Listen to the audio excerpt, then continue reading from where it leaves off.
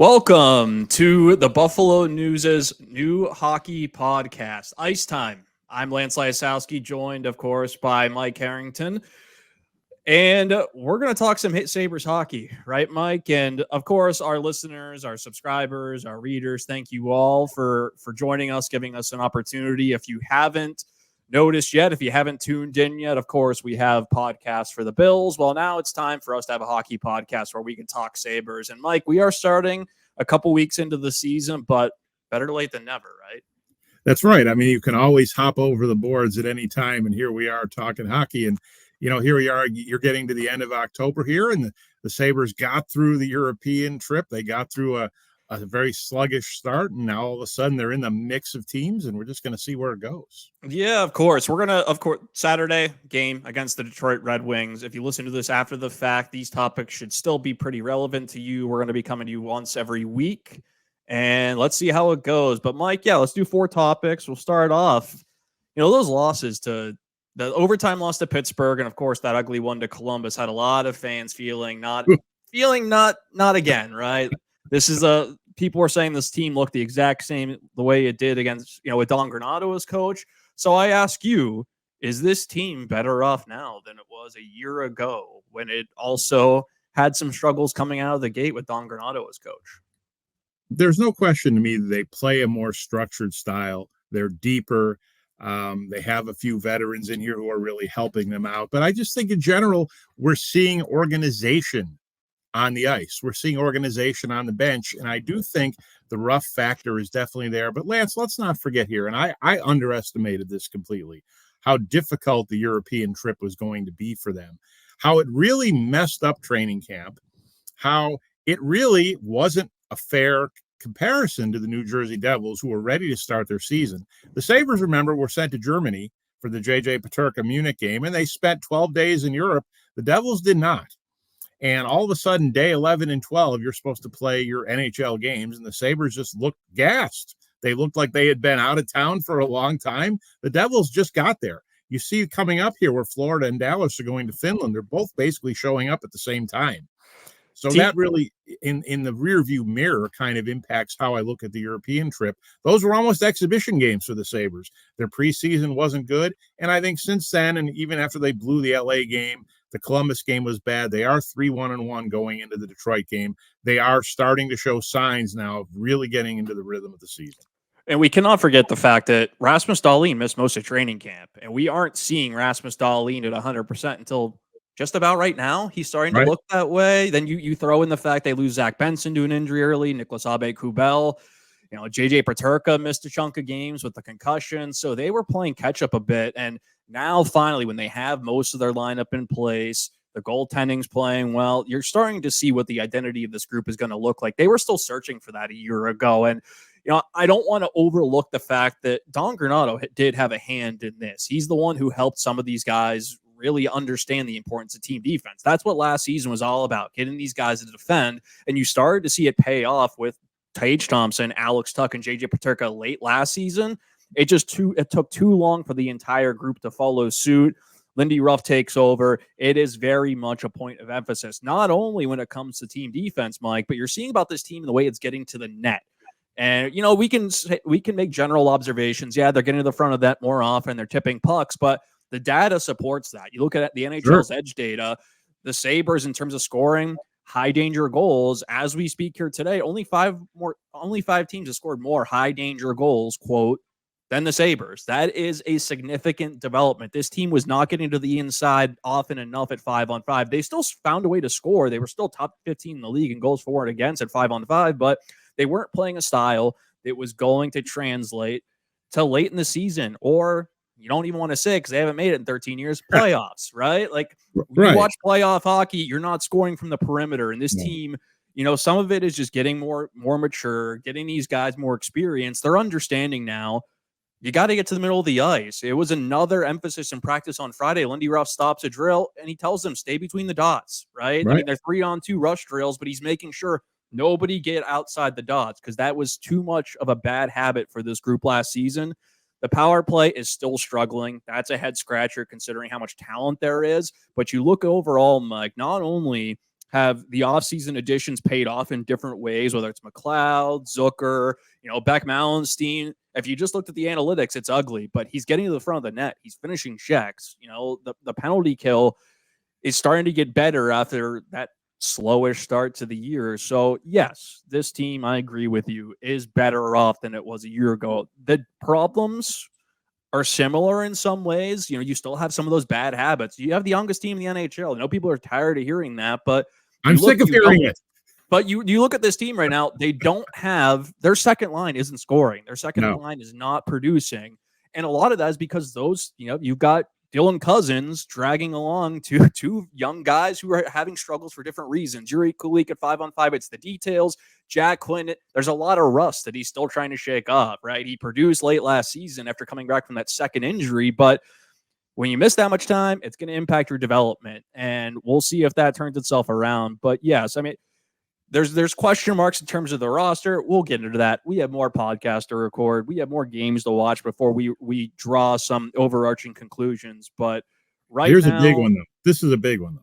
Harder to play against. And everybody thinks about jamming guys in the defensive zone and moving guys out of the front of the net. They're harder to play against in the offensive end of the ice. They go deeper into the corners. They go harder. They're going to the front of the net. They're getting dirtier. And that's a big difference from last year, too. There are dirty goals being scored that we just didn't see last year. They're playing faster. They're getting out of their own zone quicker. Their breakouts, for whatever reason, last season were such a struggle for this group. And some of it was personnel related. Eric Johnson was a square peg round hole situation for this team. Connor Clifton took some time to adapt. But when you're playing faster and exiting your own zone quicker, you're getting the other team out of position. Their forwards are too far up in the offensive zone most of the time. So you get numbers going the other way. And it can be very demoralizing for the other team because they're not cycling the puck around. They're not feeling good about themselves. So a point of emphasis for Lindy Ruff, and so far so good. Mike, what needs to change for this team to be more consistent? They didn't win 3 games in a row until February last season. February. Even if no matter what happens on Saturday, consistency is going to be the key here. You can't have a bad period like they've had at times. So in your opinion, is there one area of this team's game that needs to be fixed for this to be a consistent hockey team and to stay in the race and not dig themselves in the sort of hole that we saw last season? It's very simple to me. They've become one of the better teams at 5-on-5 in this league. The penalty killing is getting better. The goaltending, for the most part, has been pretty good, other than Levi's disaster in Columbus. But if you are going to be 32nd on the power play, you cannot be a playoff team. That is not sustainable to be a playoff team because you're not going to score 4 and 5 goals at 5-on-5 every night. They have to figure out a way to break through. And right now they're stuck at 0 going into the Detroit game. And you do get the feeling if you score a power play goal, you're going to score more, and that dam is going to break. But right now, it's becoming a big topic. It's becoming a big, tight feeling in the locker room until they break out of that. And right now, you have too much talent on this team. Dahlin, Tuck, Thompson, Cousins, all these guys to have no power play goals. And think of if they just had 4 or 5 power play goals right now, what difference it could have already made in this season. And the troubling part of that issue for me, Mike, is that this power play hasn't been good for almost 2 years. They had that really hot start on the power play to the 22-23 season when Tage Thompson he was firing one-timers past every goalie in the league. They looked unstoppable, but they didn't have another pitch to throw. They didn't. And once teams took away that one-timer, they started to pressure Thompson, pressure Dahlin. They had no answers. Well, we're sitting here 18 months later or whatever it is at this point, Mike, almost 2 years, and it's still the same problem with a different coaching staff. Some of the personnel is the same, and they're just repeating the same mistakes. I'm with you there. And that's the thing. It's like you can't really put your finger on why it is what it is, but this has been such a long-term problem. I can. Go ahead. Yeah. This team, Lindy Ruff likes catchphrases. One of his catchphrases is play with pace, and they're playing with pace at 5-on-5. When they're on the power play, when they finally get into the zone, let's get past the point of the problem of entries. When they get in the zone and get set up, they have no pace. The puck just kind of slowly moves around the perimeter. Maybe they put it toward the inside. Where is the tic-tac-toe passing that you see the great power plays get through to create scoring opportunities, to get the defense moving, to get the goaltending moving. If I want to see this power play get better, I think they simply need to move the puck faster, do everything at another level of speed, and that can really help them get out of this rut. I think one of the missing pieces when it comes to consistency is puck management, which plays in perfectly to your comment about the power play. We've seen it, right? The Chicago game is a perfect example. In the first period, the Blackhawks gave them all the rush chances they could have. So Sabres like that fun. They love playing that way. You let them have 2-on-1s, 3-on-1s. They've got the skill and the talent, but Chicago took that away in the second period, and they didn't know what to do. They started passing the puck into coverage, turnovers led to off-man rushes the other way. You've seen it where defensemen are pressured at the blue line, and rather than just chipping the puck in deep, and you know what, you may lose possession, they hold it for too long. You got a turnover, the play is going the other way. You know, they just got to chip it in and simplify. That's why we've seen the issues with the back-to-backs, right? They really struggle in the second game of that back-to-back because this team just hasn't learned how to simplify. And it really does amaze me in some ways because they've seen that it works. You know, you look at the way that Tage Thompson's line is playing right now. Not only can they create off the rush, but they chip the puck in, they go and get it, and they're scoring in different ways. The rest of the group needs to follow suit. And sometimes it's as simple as that. Just chip the puck in deep. And I know that I know I was guilty of criticizing Ralph Kruger for how often he had his team do it, even when it wasn't necessary. But look around the league. That's how you have to score, especially when you're playing these really tough defensive teams. You know, like the Dallas Stars on Tuesday, right? Like that's a really good defensive team. You chip it in, you win those battles, you're really going to demoralize them. You're going to get time in the offensive zone. It's just a much more sustainable way of playing. And thinking back to that Detroit game last March when the Sabres had a chance to stay alive in the playoff hunt, turnovers killed them. You have to get the puck in deep. You have to stop turning it over in the neutral zone. And the other point is stop turning it over at the opponent's blue line. You send them away. You think you're on offense, and you send them away, often on an odd man rush. And we've seen far too many of those turnovers. It's clearly the game in Pittsburgh turn when Cousins did it just inside the Penguins' blue line. Those are the kind of turnovers that just kill you. I'll let you focus on an individual player. If you want to speak generally, that is fine. But the third topic, how are the top guys adjusting to this style of play and the coaching of Lindy Ruff from what you've seen thus far? They certainly wanted a coach to bring in the accountability, to be a little tougher on him, to have more structure. Certainly the biggest breakthrough at this point to me is Tage Thompson looking like the Tage Thompson of 2 years ago. Now, a lot of that is obviously health related. He just wasn't healthy last year after he blocked that shot in November against the Bruins. And that limited him, I think, all the way into about March. But he is skating, moving the puck at a level that we saw 2 years ago where he is an elite number one center in this league again. And I think the first thing is how is Lindy Ruff going to impact the top players on this team? Thompson, Tuck, Cousins, Dahlin. Can he get more out of them? Can he get what they got out of them 2 years ago? We're still waiting on Cousins, obviously. Dahlin has been hurt, is getting better. Let's see what we get from Tuck and Thompson here. So far, the reviews are very good. There are complementary players down the roster. Ruff has impacted tremendously too, but you're right. They don't get places unless their top line is going. And right now with Peterka, Thompson, and Tuck, they have a legitimate number one line. The defensemen are still allowing too many high danger chances. They're not being quick enough to take away that slot. You're seeing them tie up more sticks. You're seeing them boxing out better, but it still isn't quite there as far as a team identity. Still, I've seen Rasmus Dahlin, despite the injury, and Owen Power, they're playing faster. And when you're paying two defensemen as much money as the Sabres are committed to those number one draft picks, you need them to be elite at getting the puck out of their own zone. And both of them have done just that. Power's 3-assist game against Dallas. Dahlin was just so good in both zones. Now, you want more physicality from that group, but they've certainly bought into the way that Lindy Ruff is having this group play. And a big piece of that I think it's overlooked is they're getting more help from their forwards in terms of defending. So they're not getting out of position. They're trusting that a forward's going to come back and backtrack. Even a guy like Yuri Kulik is back checking when he is, you can make an excuse. He's just a young kid. If he makes he's getting back to his own zone because that is the standard. That is the way that they want to play.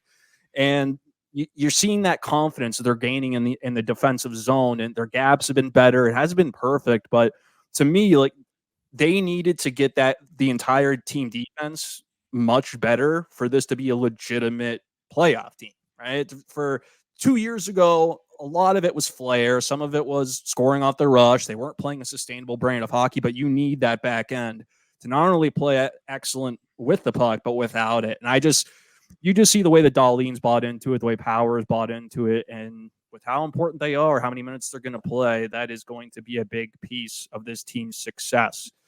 Has there been a player, final topic, that has surprised you thus far? When we saw Lindy Ruff taking over, of course, in April, there were questions the fan base had. We wrote about them throughout the summer. Pardon me. Who's going to fit under this coach and who isn't? Because the styles of play or what the expectations are going to be a bit different from Don Granato. And who stood out to you so far in terms of maybe exceeding expectations? Well, it's pretty easy to me. We did not have any idea what they were getting with Ryan McLeod, and they're getting way more offense than we thought. But I understood the deal. I loved the deal with Matt Savoy. Sometimes you use your prospects to trade them to get NHL players. And people seem to have forgotten here that Ryan McLeod just played 105 games last season for the Edmonton Oilers as their number 3 center and got to Game 7 of the Stanley Cup. And there is huge value in that, as you wrote about in Friday's editions of the Buffalo News. There is huge value having a guy who just played in Game 7 of the Stanley Cup. And McLeod has really given them a lot of all-around contribution. But that's a guy from the outside who has surprised us so far. Who on the inside has Lindy Ruff really impacted? And to me, a guy that jumps right out is Peyton Krebs. Here's a guy who you really had no idea what role he was going to have under Don Granato. Could he contribute at all offensively? Was he just a plugger? And now all of a sudden, Peyton Krebs has shown the versatility to play up in the lineup. He's shown the ability to get them some offense, to create some offense, and even score a couple goals. He's been responsible defensively, and all of a sudden, there's a trust factor with Lindy Ruff and Peyton Krebs that you never expected, that he's willing to use them in multiple situations, putting him out in the power play to win faceoffs. Look at how much more Peyton Krebs has impacted the games under Lindy Ruff than he did under Don Granato. Perfect fit. In hindsight, you just the tenacity, the competitiveness, and he's winning faceoffs. That right. Gets you trust. That gets you on the power play, and it certainly has with Peyton Krebs. For me, returning player Jordan Greenway is my pick. He was brought in because Don Granato pounded the table for the Sabres to acquire him. Greenway, really strong first half of last season, and a couple of injuries, I believe, late in the year impacted his ability to play his style and for him to be the force that he was in the first half. And everybody wondered, at least the fans, is he going to be able to play the way that Lindy Ruff wants this team to play? And Jordan Greenway has exceeded any expectation I think anybody had.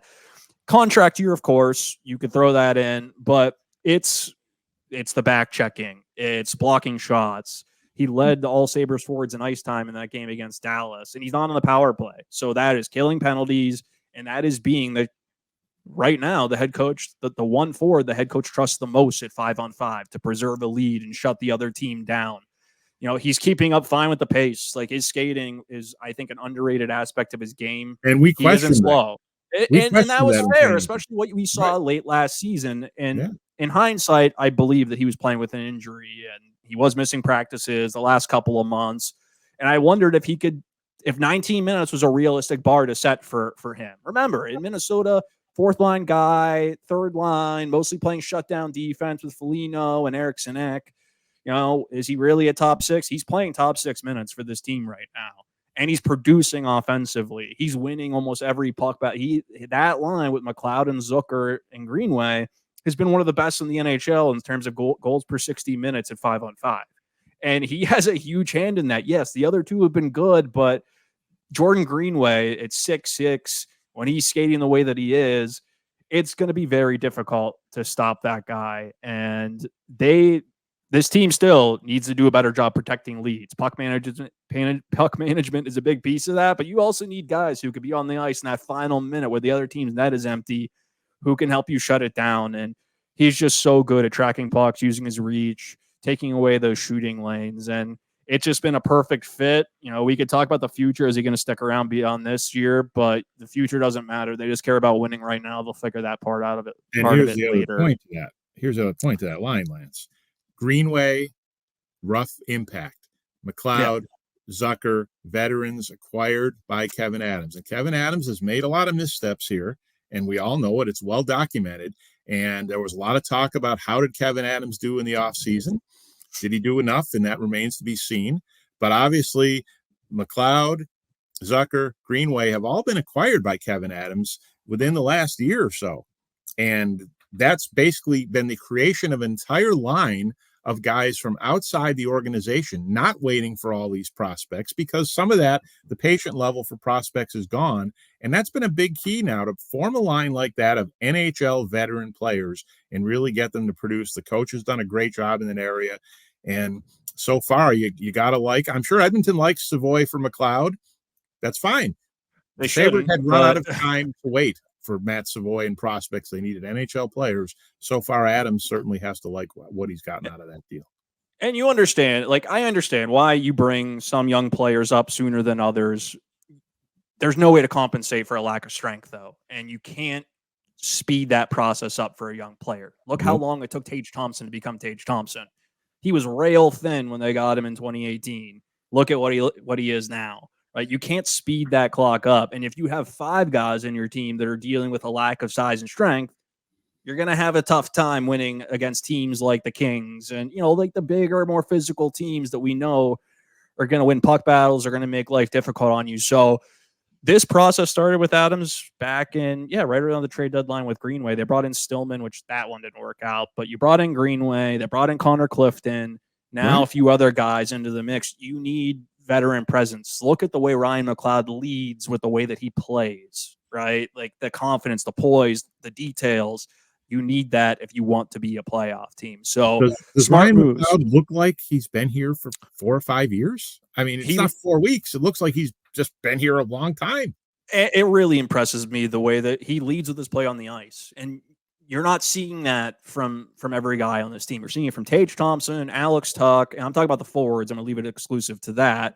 Jordan Greenway with the effort that he shows, even Peyton Krebs, and then you got Ryan McLeod. Like poise, smart decisions, detailed defensively, and confidence, playing with a lot of confidence right now, which we'll see if it's infectious. They just need to get everybody in this group playing better. But it's come a long way in a couple of games here. They got to put pieces together. Mike, we're going to be talking a lot more about where this team goes. You and I, the Buffalo News is the only outlet that's at every road game. So if anyone listening to this doesn't subscribe, I recommend you do so. We will be there every step of the way. He's Mike Harrington. I'm Lance Lysowski. Thank you for joining us for the first episode of Ice Time. More to come. Thank you again.